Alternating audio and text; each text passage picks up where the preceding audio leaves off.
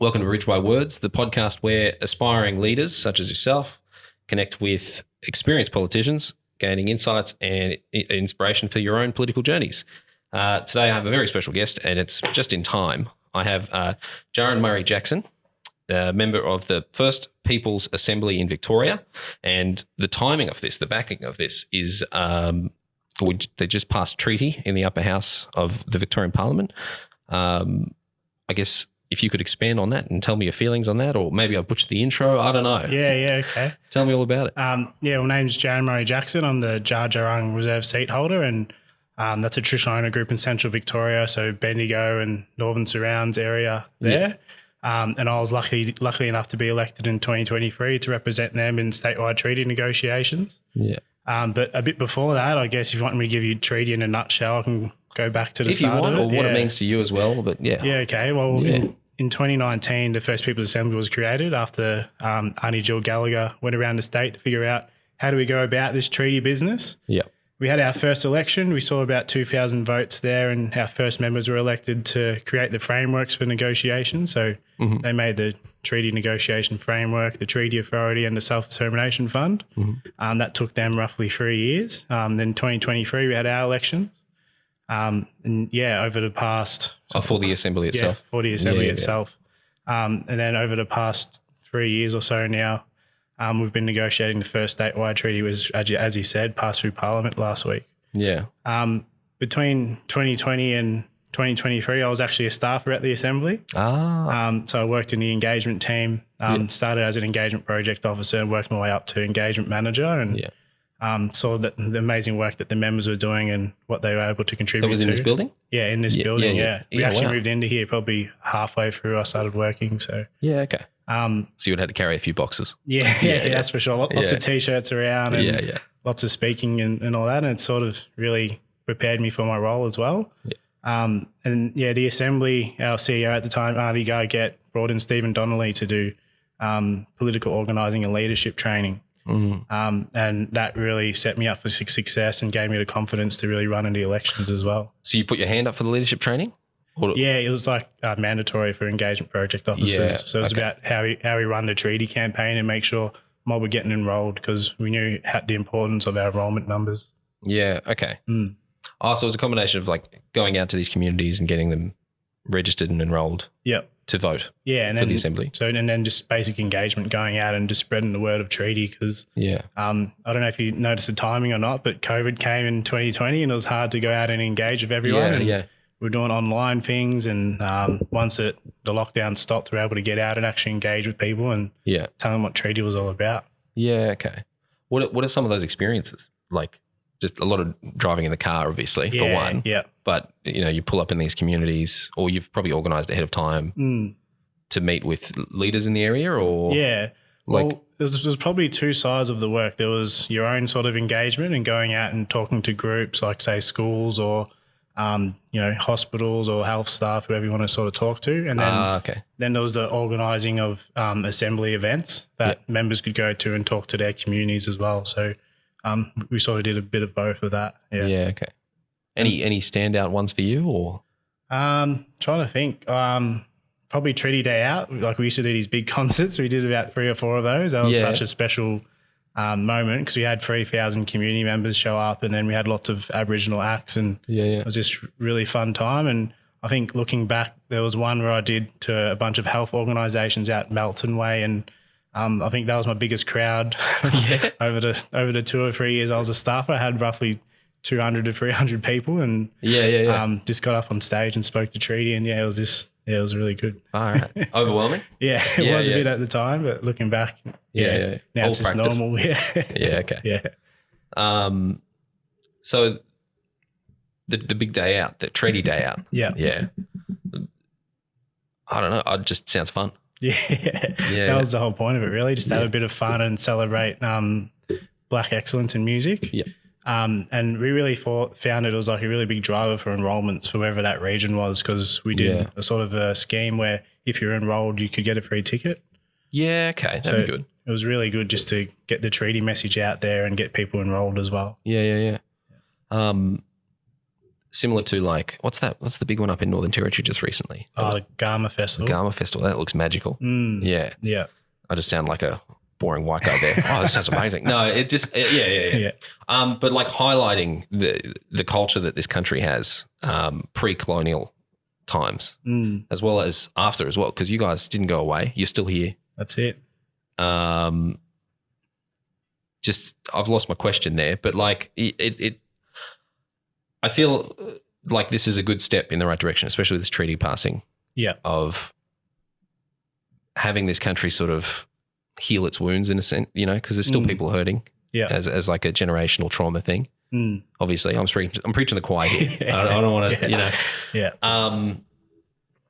Did we want to go back to your upbringing? You know, what was life like before even understanding that this kind of job could be a thing? Yeah. Well, I think back to my youth. I grew up in the western suburbs of Melbourne, mostly Footscray, and primary school was good because we had lots of multicultural kids in that sort of area, and it was actually pretty good primary school. And then once I went to high school, that's when I started to come across racism for the first time, really, because it was a high school in Footscray, but lots of kids from different areas came, so it was a little bit of a different mix up. And it was the first time I started hearing words like abo and coon, and you know, the feeling of that just feels like a kick in the stomach. And it just kept going, and it got to a point where I got sick of it and you had to react a bit physically sometimes. It's a shame. I don't want to always do that. I'm a pretty peaceful person. And after that, it stopped happening, and kept moving on through school with that. But I guess all throughout that time, though, I had, you know, strong parents. My mum, she raised me pretty much on her own. I would go see dad on weekends, and dad would take me out of school and take me back on country for native title meetings. And I think if he didn't do that, I wouldn't have that connection with community, because, you know, I was in the inner city and going to school. You're very isolated. It's like a bubble from it as well, And there was probably only one or two other Aboriginal kids at the time. So I think I really cherish those moments on the road with my dad, driving 4 hours to Swan Hill, and him teaching me about our history and our culture, and then just being around all my uncles and aunties back on country was really special. Obviously less trams, but what are some of the differences, you know, growing up or experiences with? Is your mum Indigenous as well? Yeah. So what? Sorry, that was anyway. So what are some of the differences? You know, like from city to Swan Hill, for example. Yeah. In experiencing your heritage. Yeah, well, I think just going back on country, that feeling of, so Lake Boga is where one of my sort of local areas that we're from, and that's near Swan Hill. Yeah. And I think just having the sand between your toes and the sun on your back, and just that feeling of home, even though I haven't really lived there, was just really special. And going and visiting my pop, who's buried at the cemetery there with my dad, and learning about his story and what he did growing up. We come from a pretty strong family of activists and warriors, and my pop, he helped set up the Aboriginal Advancement League and a lot of the Yakko sector that we see today. And my great-grandfather was Pastor Sir Doug Nichols. So I come from a pretty strong line of people who fought for their rights. And it definitely didn't stop with my old man either. He kept pushing for his rights in terms of fighting for native title and other things as well along the way. It's like you didn't get a choice. Yeah. Like it's come because now you're in the assembly and everything. Yeah, exactly. Yeah, wow. And, you know, I didn't just fall into it straight away either. It took a lot of time. Yeah.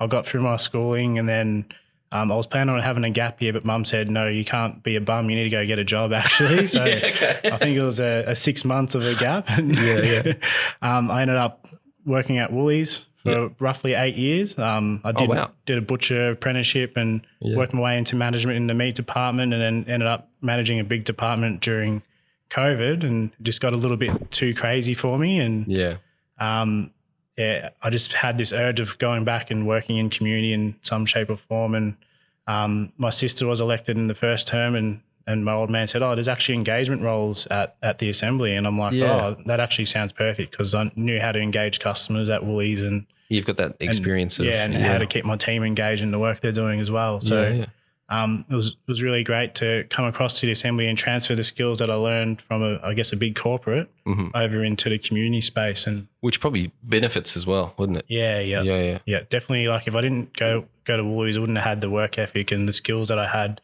in terms of talking to people and things. So really, looking back, it was a bit of a rough time during COVID, obviously, with all the shelves being emptied, but it really gave me the skills. All the toilet paper missing. Yeah. So your sister's a part of it as well? Yeah. So older than you, or? Yeah, she's a bit older than me. Okay. She was on the first term, and she's actually currently the co-chair now. So Djaran Murray. Yeah. Okay. All right. Yeah. I should do better research. I'm so sorry. It's so rude of me. No, you're right. No. Okay. So no, that and it sounds like you've got, because there's that activist streak in you, from your family side as well. And then I don't know why it just reminded me of like you standing your ground in high school. There seems to be that. I don't know. Yeah. If you stand your own, not violently, but I think it's in the right path now with like the diplomatic angle. Yeah. Yeah. Yeah. Especially because other than all the massacres in Australia and the atrocities that were, done by colonists and that, but there is a thread of what's the diplomatic way to do things in Australia, I think, since colonisation, obviously, or I'm butchering what I'm trying to say and I sound silly here, but you know what I mean? And I think this is the right way to do it. And you can't really do things with violence these days anymore. No. Unless you're in Nepal. But I think this is the right path for healing. And now I'm dribbling a bit and I sound like people at those events. I'm just trying to, I don't know, it's a big deal, I think. Yeah. I want a vision of Australia is, maybe we, like New Zealand with the Maui, they can brag about it. They show it off. Yeah. You know what I mean? Be proud of it. Exactly, yeah. Not this, there's the Indigenous people, but you know what I mean? That's what it's felt like. Yeah, I'm all about diplomacy, and like my old man always says I'm the most diplomatic one in the family, and I'm really big on empathy and understanding where people are coming from, and I think that's sort of lacking in society at the moment, and it's probably due to a lot of the algorithms that are putting people into echo chambers and they're just bouncing off their own idealisms, and they're not really seeing other points of view anymore. Yeah. So I really took it on myself to make sure I'm understanding where someone's coming from when I'm talking to them. And I think the training with Dunn Street sort of helped me with that. And I have read a few books that sort of aimed around that, which sort of helped me to become who I am today. Yeah. But yeah, you're totally right. And we have a gift we want to share with not just Australia, but the world in terms of our culture. And I can really see in the future when treaties actually enacted and hopefully it gets to go for a couple generations, we'll be able to see Victoria coming together a lot closer and that divide shortening. And I think it just takes some understanding and having a conversation together. Yeah, honestly, it is. Yeah. Just talk about it. Hence this whole thing, I just want to talk to people. Yeah. So what's your vision, I guess, of it? Well, through statewide treaty negotiations, we're setting up Kalanwal, which is the first People's Assembly with expanded powers and also different arms as well. We have an Office of Truth Telling and an accountability mechanism to help government accountable. And I guess the first statewide treaty, it's a foundational treaty, and it's about setting up, that sort of hierarchy and eagle view of governance for us. And for me, it's really about us. Like how to manage. Yeah, exactly. Yeah, okay. It's truly about self-determination, and what we heard when everywhere we went is we want to make decisions on things that affect us, and it shouldn't be someone else. And I think if you did that for every community, I think they'll be all right 9 times out of 10. So I guess the vision for the future, we'll have Kalanwal set up over the next however long. We'll have the traditional owner treaties to come as well. So Jara, who I represent, will be negotiating a traditional owner treaty somewhere down the track. We've still got a few steps to take before we can get to the table and actually negotiate, and that's probably where most of the practical things are going to come in for community and those local sort of regions as well. Yeah. Okay. Yeah. So at the moment, it's more of a Indigenous communities as a whole across Victoria have come together. Yeah. And you've self-managed yourselves. Yeah. To advocate to the government to go, hey, this doesn't work for us. Yeah. And okay.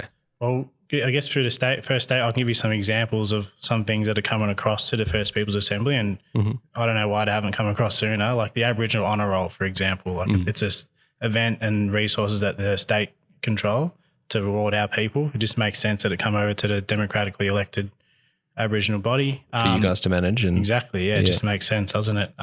Appointment powers. So we've got appointment powers to the Victorian Aboriginal Heritage Council. Again, just sort of makes sense. Instead of a minister, it'll be a democratically elected Aboriginal representative body making that decision instead. Yeah, okay. Yeah. So then minister's gone, you guys will just take on that position? I really think that'd be the ideal, or? I think the minister at the moment, Natalie Hutchins, she was pretty brave in the work. Yeah, I'm not in getting this critiquing. done. No, Yeah, I'm just saying I just wanted to commend her on getting this treaty done.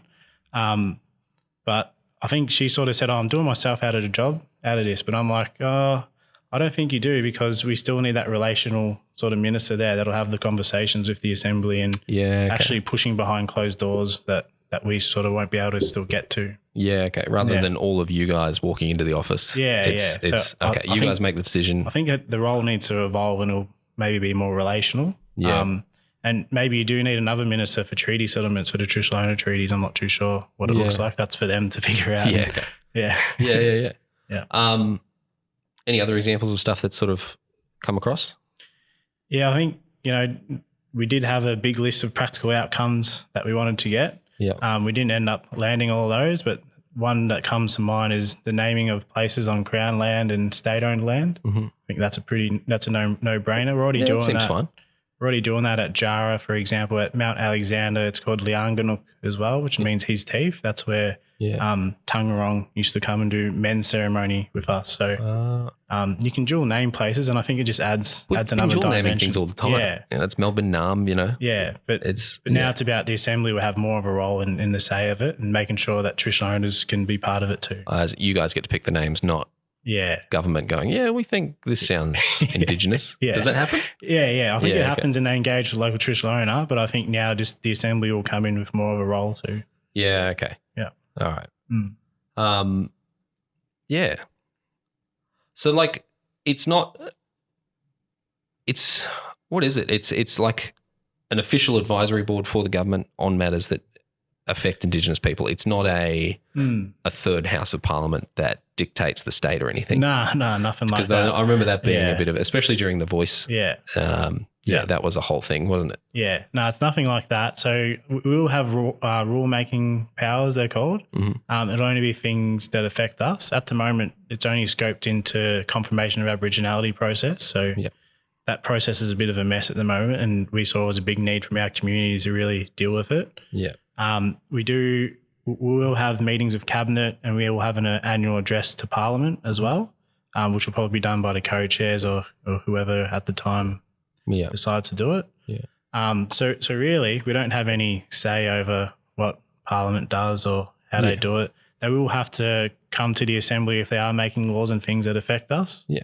Roughly so. If it's like, we're going to rip a highway through this, this national park, and it's like, well, hang on a minute. Yeah. Yeah. Okay. Yeah. On the, because I know I've got, some not backwards, but I don't know, like closed-minded thinking people, and it's on that front of having, what do you say, like the Indigenous registry of people. What's that process of like getting people off there that aren't meant to be on there, or people that have claimed Indigenous heritage when there isn't? Or that's where the lawmaking powers will come in for confirmation of Aboriginality. Yeah. At the moment, you can do a stat deck to prove you're Aboriginal, and to me and my community, that's not right. Seems a bit insulting. Yeah, I think. Yeah. There are confirmation of Aboriginalities done by our Aboriginal community controlled sector organisations and our traditional owner groups, but they're not funded to do it. There's not really any clear process for it. Yeah. So I'm hopeful that we'll be able to resource them to do that job properly. Yeah. And have some kind of legislative framework of what's the actual approach to do this. Yeah. And we're not sure what it looks like just yet, because we've just negotiated that we will have that and we can do it. Yeah. And then okay. Then we've got to work with our community on what it looks like and how we should go about it. Yeah. Okay. And that's really important, because we don't want to just have the Assembly set up and just doing things on its own. It needs to bring our whole community along the journey as well. And make sure it is people from your community. Exactly. And end to end, the process should be done and made by us. Yeah. Get Pauline Hanson off that list. Isn't that's what she said once? Yeah, I was born here too, but it doesn't make it, it doesn't mean I'm have ancestral ties. Anyway, So you said it was your sister saying you should put your hand up or to join as an employee, or what else was there involved? Yeah, it was probably like I said, at Woolworths it got a bit too much, and I called my dad a lot and said, this is getting too much. And I just felt something in myself. I said to him, I want to come work in community. Yep. And I'm like, do you know of any roles that might be around? And he just thought of the Assembly straight away, because he knew that they didn't have any engagement workers at the time, or they only had very few, and they were building the team because they knew we were coming out of lockdowns. And I think from that I just took it in my stride and just tried to do my best, and worked my way up. And then the elections were coming up, and I was still working the elections, and our former CEO Andy Gargett was saying, "Oh, you should think about running," giving me a little nudge here and there. And my sister was like, "Oh yeah, you should think about it as well." And so there's reserved seats for traditional owner groups, and I saw that Djaran was running an election, just threw my hat in the ring, and thought I'd have a crack and see how I go. And now I'm here, and I think back to when I was first elected till now, and my knowledge and skills just from then is just grown tremendously. And my leadership too have just grown it like through the roof compared to when I was just working in the engagement team. And there was also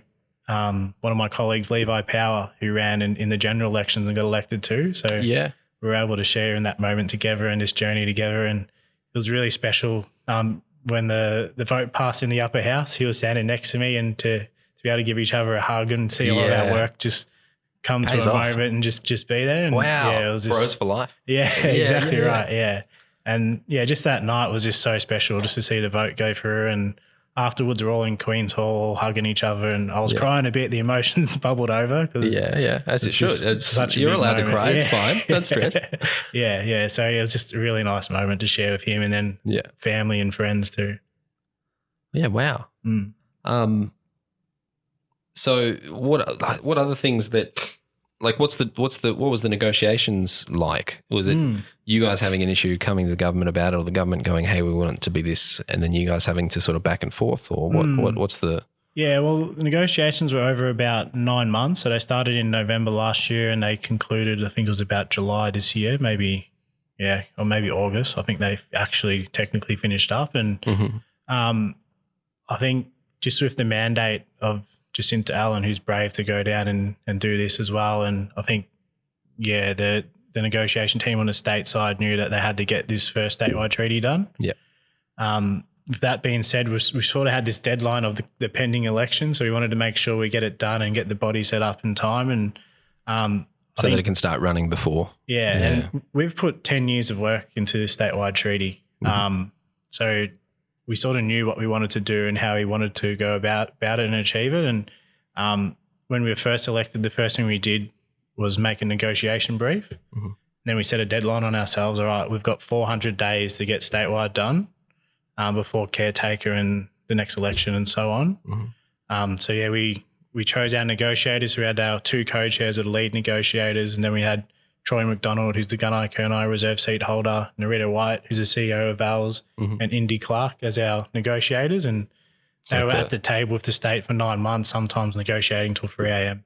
Really? Just about the details of our statewide treaty. And what really drove them and their work was our negotiation brief that all 33 members contributed to. And I guess the main thing we wanted to do was set up this lawmaking Aboriginal body, democratically elected, that could do things for us. Wow.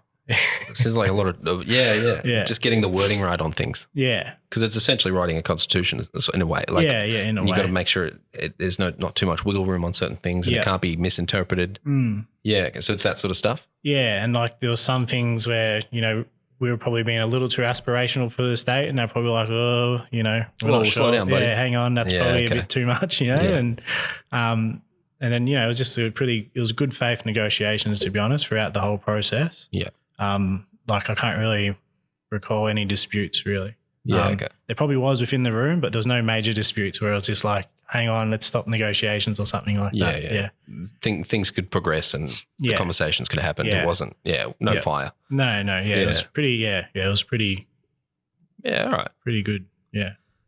Tedious, but necessary. Yes, very necessary.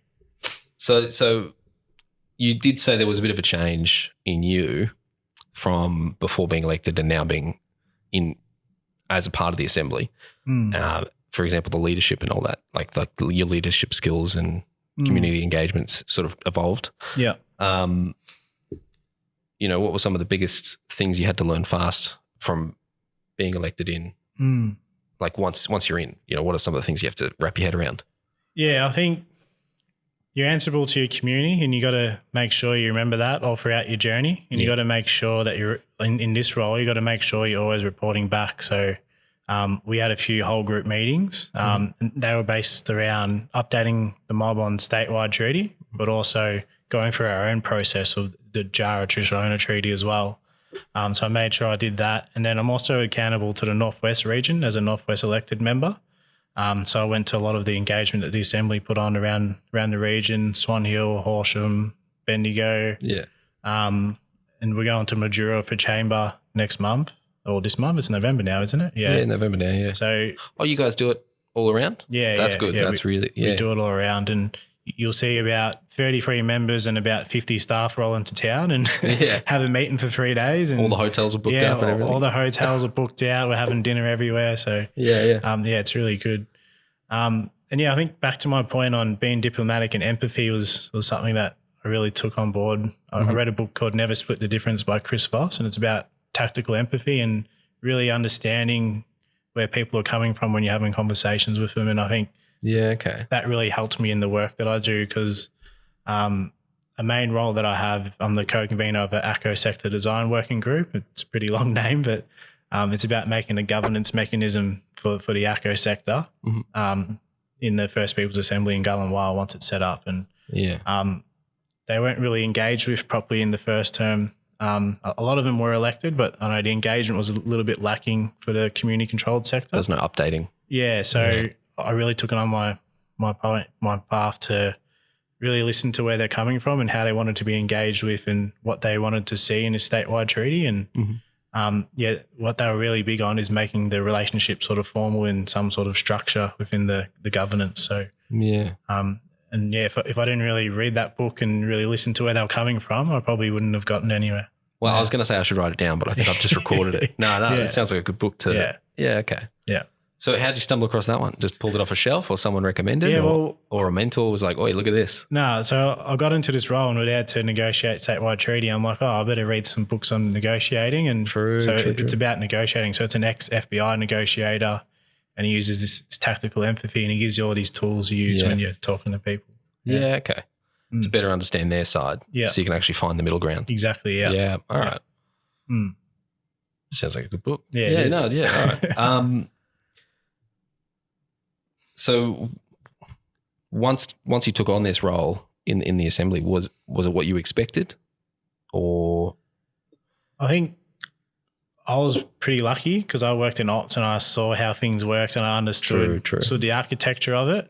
But members who are coming into it who are pretty blind if they haven't engaged with the process or done anything with the Assembly. Yeah. I was pretty lucky in that regard. But even though you're a staffer, you don't see a lot of the conversations that happen between members, and I'm sure it'd be the same in Parliament because we're often talking to each other about the treaty committee and our YERPA committee and how we're voting and things like that, and just bouncing ideas off each other. And so I didn't really see that part. So I walked into that a little bit blind, but like I said, I was quite lucky being a staffer and seeing how things worked already. Yeah. Well, lucky you read the book. Yeah, that too. That helps. All right.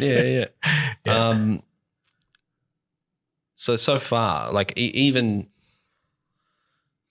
not even just the part of being elected, but what has been overall the toughest part since you've sort of set on this? I don't know. What's the question? There's what's been the toughest part overall, I think, for you? I think leadership, it's hard. Yeah. And you are spending a lot of time away from your family. Like I told you earlier, I have a 9-month-old at home, and I'm often on the phone, or I'm out at engagements or out in the office or at a treaty committee for most of the day. So I think the hard part is being away from your family, but at the same time, this process is so important to me and I've spent so much time of my life on it that I need to make sure that we got this first statewide treaty done and make sure it does everything that it needs to do.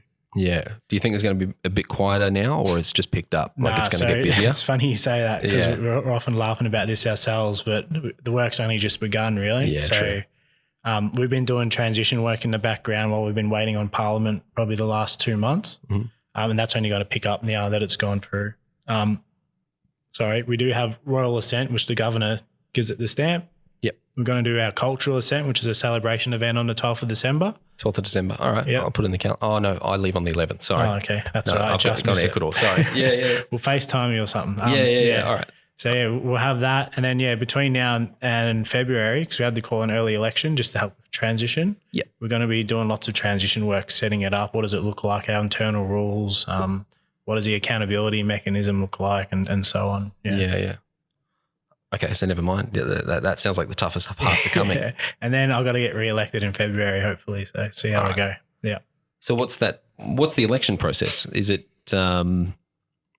wouldn't be as close to a traditional one, would it? Or is there a preferential thing, or is it how does so it's preferential voting so I'll probably explain there's 2 seats. So there's general election seats. Mm-hmm. So they're elected by the region. So there's 5 regions. There's Northwest, Northeast, Southeast, Southwest and Metro. Mm-hmm. Depending on the population, depends how many members that can be elected. In Metro, for example, there's 11. In the Northwest, there's 3 general community elected.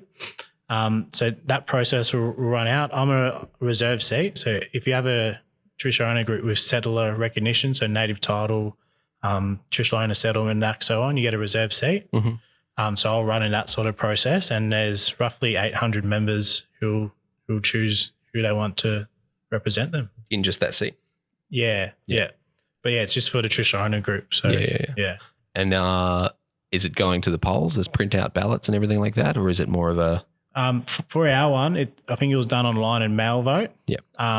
But for the general election, it's like a full blown election. There's voting booths everywhere. Everyone can go and vote. You can do online voting now. Yeah. So it's pretty full on. Wow. And the last one, as it should be. Like yeah. The last one we finished with a treaty day out in Melbourne, which was pretty cool too. Yeah. Big concert. Yeah. Yeah. Okay. Cool. Favorite artist? Or top 3? No, you don't have to pick. Don't stress. From the treaty day outs, probably say Yoffi Yindi, Dan Sultan. Yeah. Thelma Plum was pretty good too. Yeah, she's pretty good. But Yoffi Yindi singing treaty, you can't beat that at a treaty day out, can you? Yeah. True. So then you said you were on the phone a lot. You're always going around out to community. How do you stay connected to who you were before entering? Yeah, that's a good question, because I've seen a lot of growth and development in myself, and making sure that I stay close to my principles in, family and community, and making sure I'm still connected to them and I don't lose sight of what I'm trying to achieve and why I'm doing it. Yeah. I think that really keeps me in a good stead, and I think community will keep you accountable to that as well. If you're straying too far from the path and you're not doing what's right, they'll let you know. And true, so, especially being an elected official. It's like, yeah. And I think our mob, they're a little less forgiving than the public as well if you stuff up. So because and they remember. Yeah, and it's pretty high stakes what we're doing. So we got to make sure we're on the right path. Yeah. Yeah. Okay. Bloody tightrope. Sorry, man. Otherwise, you have old auntie smacking you across the back of the head or something. And true. It'd be very awkward next time you all get together. Yeah, exactly. Yeah. Okay. Far out. I think you've already answered that one. So now you've come so far. Treaty's been done. There's still so much more work ahead. Yeah. Wouldn't mind sitting down for another conversation at some point after this whole transition process is done. That'd be nice. Yeah, that'd be cool. If you want, not booking you in too soon, but that's fine. So before even entering this or getting onto this mission, essentially, your goal of bettering the life for people from your background, I think very big deal. Yeah. And compliments to you and everyone else who would sit around this table. Yeah. So if you could go back to that moment before you stepped on that train, what advice would you give yourself and why?